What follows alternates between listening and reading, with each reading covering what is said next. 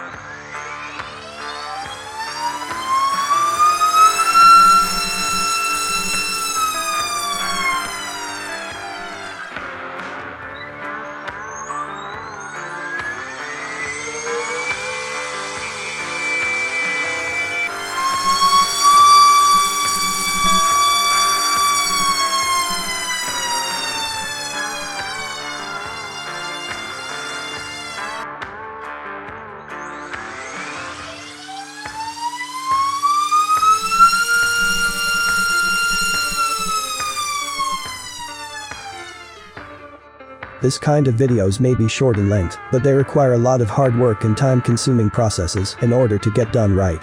Support my efforts and subscribe for more interesting content like this one. You can tip my piggy bank, join my Patreon, or shop using the links below. You can find more info in the video description. Every little bit helps a lot.